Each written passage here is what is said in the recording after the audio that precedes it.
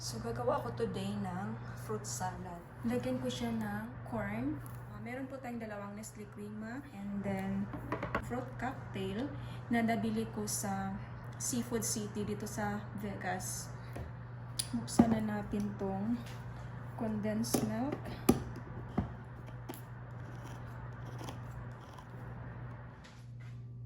Ilagay natin dito sa bowl.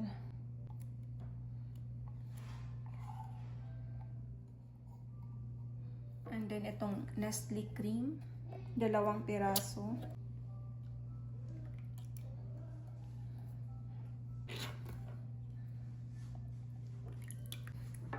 So haluin lang natin yung condensed milk and then Nestle Crema.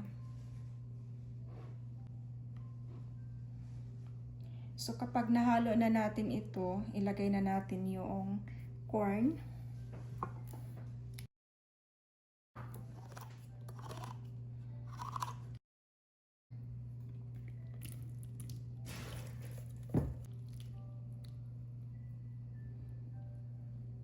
And then ilagay na natin yung fruit cocktail.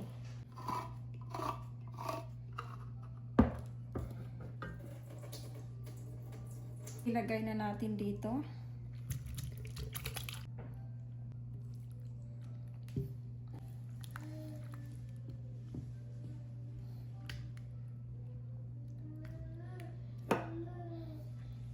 So ito na po yung fruit salad natin. And then ilagay na natin to sa loob ng ref.